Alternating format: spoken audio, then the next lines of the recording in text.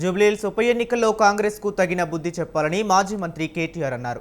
తెలంగాణ భవన్లో జూబ్లీహిల్స్ ఉప ఎన్నికపై కార్యకర్తలతో కేటీఆర్ సమావేశమయ్యారు. ఈ సందర్భంగా మాగంటి గోపీనాథ్ ఆశయాలను ముందుకు తీసుకువెళ్లాలని చెప్పారు.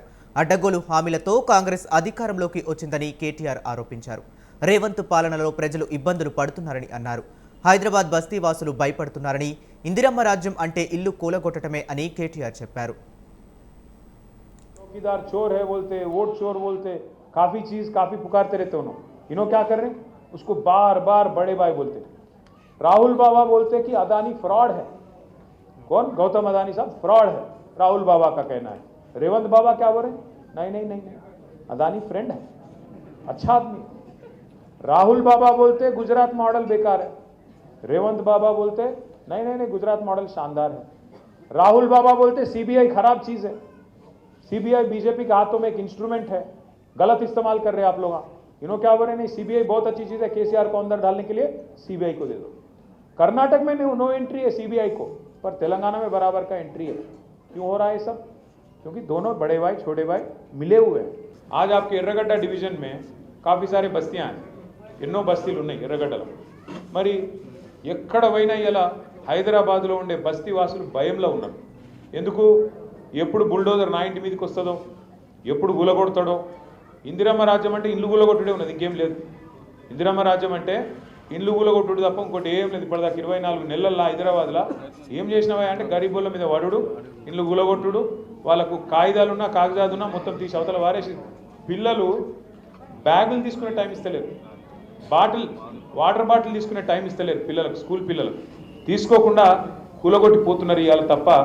24 నెలల ఒక్క కొత్త ఇటుక పెట్టిండా రేవంత్ రెడ్డి? ఎక్కడైనా హైదరాబాద్లో ఇల్లు కట్టిండా? ఒక్క ఇల్లు కాదు, ఒక ఇటుక పెట్టిండా ఎక్కడన్నా? కానీ ఇటుకలు కూలగొట్టినే మాత్రం వచ్చాడు ఉన్నాయి. ఒకటి కాదు, రెండు కాదు. పెద్దవాడు పేదవాళ్ళు అనే తేడా లేకుండా పనిచేస్తామనే ఆలోచన కింద ఉంటే మరి ఒకటే తిరిగి పనిచేయాలి. అదే ముఖ్యమంత్రి గారి అన్ననేమో చెరువులో ఇల్లు కడితే ఆడికి హైడ్రా పోదు, బుల్డోజర్ పోదు. మంత్రులు చెర్లల్లో తాలాబుల ఇల్లు కడితే ఆడికి పోదు.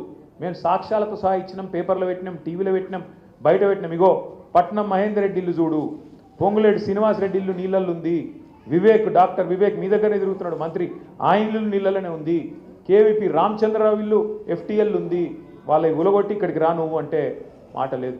ముఖ్యమంత్రి సొంత ఇల్లు కొడంగల్ల, రేవంత్ రెడ్డి సొంత ఇల్లు కొడంగల్ల రెడ్డి కుంటలు ఉన్నది. రెడ్డి కుంట అంటే ఏంది? కుంట అంటే చెరువే కదా, చెర్లనే ఇల్లు కట్టిండి నేను కొడంగల్ల.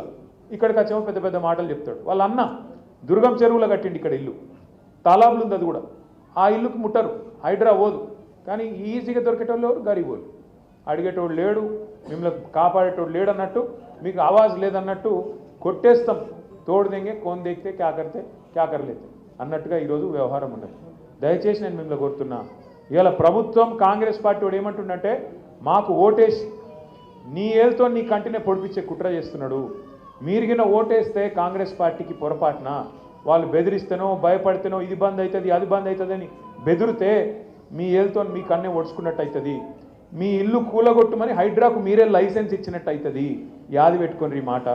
ఒకవేళ మీకు కనుక రేపటి రోజున మళ్ళా కేసీఆర్ రావాలి అంటే సురుకు పెట్టుడు కాంగ్రెస్ పార్టీకి ఇప్పటి నుంచే మొదలు పెట్టాలి. జూబ్లీహిల్స్ నుంచే మన జయత్రయాత్ర మొదలు కావాలి. మంచి 5 ఏళ్ళు మీకు సేవలు చేయాల్సిన మాగంటి గోపీనాథ్ గారు దురదృష్టవశాత్తు అకాల మరణం రావడం, మనందరం కూడా బాధపడ్డాం. అందరం కూడా ఎట్లెట్లా అని చెప్పి పరేషాన్ అయిపోయిన పరిస్థితి. ఇలా సునీతమ్మ ఒక దిక్కు తిరుగుతున్నది, అలా 2 పిల్లలు దిక్కు తిరుగుతున్నారు, ఆడపిల్లలు మొత్తం గల్లీ తిరుగుతున్నారు. అందరి దగ్గర పోయి గోపీనాథ్ గారి ఆశయాలను మేము ముంగట తీసుకుపోతాం, మాకు అవకాశం ఇవ్వండి, మీరు గోపీని ఎట్లా ప్రేమించారో మాకు కూడా అట్లా అవకాశం ఇస్తే పని చేస్తాం అని చెప్పి ఆడబిడ్డలు ముగ్గురు కూడా మీ ఆశీర్వాదం కోసం మీ దగ్గరకు వస్తున్నారు. తప్పకుండా మీరు ఆశీర్వదిస్తారని చెప్పి కూడా